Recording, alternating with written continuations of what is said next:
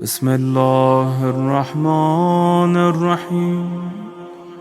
السلام عليك يا أبا عبد الله، السلام عليك يا ابن رسول الله، السلام عليك يا خيرة الله وابن خيرته، السلام عليك يا ابن أمير المؤمنين وابن سيد الوصيين، السلام عليك يا ابن فاطمة سيدة نساء العالمين، السلام عليك يا ثار الله وابن ثاره والوتر الموتور، السلام عليك وعلى الأرواح التي حلت بفنائك، عليكم مني جميعا سلام الله أبدا ما بقيت وبقي الليل والنهار.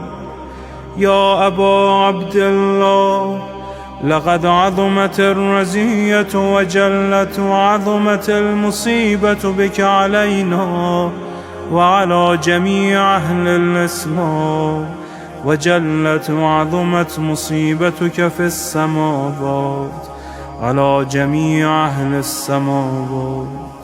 فلعن الله أمة أسست أساس الظلم والجور عليكم أهل البيت، ولعن الله أمة دفعتكم عن مقامكم وأزالتكم عن مراتبكم التي رتبكم الله فيها، ولعن الله أمة قتلتكم، ولعن الله الممهدين لهم بالتمكين من قتالكم.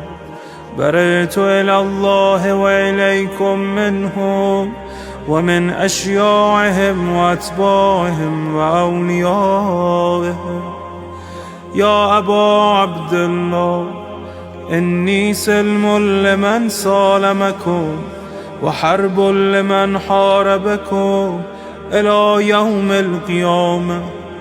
ولعن الله آل زياد وآل مروان، ولعن الله بني أمية قاطبة، ولعن الله ابن مرجانة، ولعن الله عمر بن سعد، ولعن الله شمرا، ولعن الله أمة أسرجت وألجمت وتنقبت لقتالك.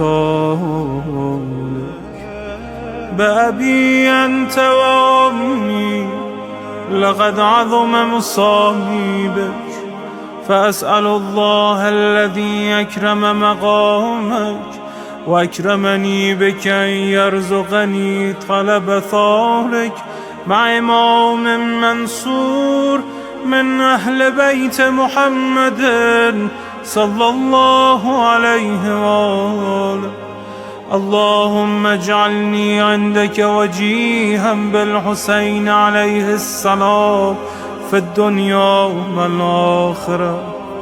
يا أبا عبد الله، إني أتقرب إلى الله وإلى رسوله وإلى أمير المؤمنين وإلى فاطمة وإلى الحسن وإليك بمضالاتك وبالبراءة ممن قاتلك ونسب لك الحرب، وبالبراءة ممن أسس أساس الظلم والجور عليكم. وأبرأ إلى الله وإلى رسوله ممن أسس أساس ذلك وبنى عليه بنيانا وجرى في ظلمه وجوره عليكم وعلى أشيائكم. برئت إلى الله وإليكم منهم، وتقرب إلى الله ثم إليكم بمضالاتكم ومضالاة وليكم، وبالبراءة من أعدائكم والناصبين لكم الحرب، وبالبراءة من أشيائهم وأتباعهم. إني سلم لمن سالمكم وحرب لمن حاربكم وولي لمن والاكم وعدو لمن عاداكم. فأسأل الله الذي يكرمني بمعرفتكم ومعرفة أوليائكم ورزقني البراءة من أعدائكم أن يجعلني معكم في الدنيا والآخرة، وأن يثبتني عندكم قدم صدق في الدنيا والآخرة. وأسأله أن يبلغني المقام المحمود لكم عند الله، وأن يرزقني طلب ثاري مع إمام هدى ظاهر ناطق بالحق منكم. وأسأل الله بحقكم وبالشأن الذي لكم عنده أن يعطيني بمصابيبكم أفضل ما يعطي مصابا بمصيبته، مصيبة أعظمها وأعظم رزيتها في الإسلام وفي جميع السماوات والأرض. اللهم اجعلني في مقامي هذا ممن تناله منك صلوات ورحمة ومغفرة. اللهم اجعل محياي محيا محمد وآل محمد، ومماتي ممات محمد وآل محمد. اللهم إن هذا يوم تبركت به بنو أمية وابن آكلة الأكباد، اللعين ابن اللعين على لسانك ولسان نبيك صلى الله عليه وآله، في كل موطن وموقف وقف فيه نبيك صلى الله عليه وآله. اللهم لعن أبا سفيان ومعاوية ويزيد بن معاوية، عليهم منك اللعنة أبد الآبدين. وهذا يوم فرحت به آل زياد وآل مرغان بقتلهم الحسين صلوات الله عليه. اللهم فضاعف عليهم اللعن منك والعذاب الأليم.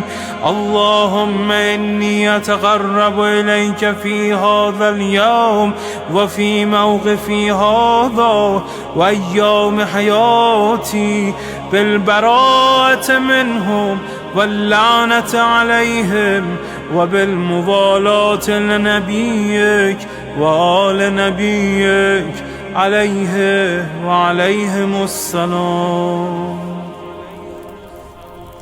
اللهم لعن أول ظالم ظلم حق محمد وآل محمد، وآخر تابع له على ذلك. اللهم لعن العصابة التي جاهدت الحسين وشايعت وبايعت وتابعت على قتله. اللهم لعنهم جميعا. السلام عليك يا أبا عبد الله، وعلى الأرواح التي حلت بفنائك. عليك مني سلام الله أبدا ما بقيت وبقي الليل والنهار، ولا جعله الله آخر العهد مني لزيارتكم.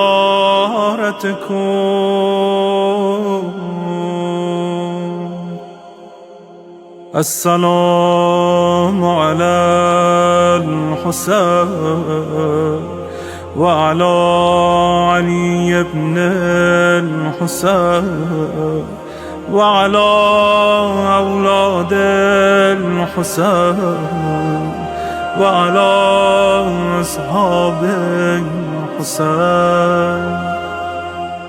اللهم خص أنت أول ظالم باللعن مني وابدأ به أولا، ثم العن الثاني والثالث والرابع. اللهم العن يزيد خامسا، والعن عبيد الله بن زياد وابن مرجان وعمر بن سعد وشمرة وآل أبي سفيان وآل زياد وآل مروان إلى يوم القيامة. اللهم لك الحمد حمد الشاكرين لك على مصابهم، الحمد لله على عظيم رزيتي. اللهم ارزقني شفاعة الحسين يوم الورود، وثبتني قدم صدق عندك مع الحسين وأصحاب الحسين الذين بذلوا مهجهم دون الحسين عليه السلام.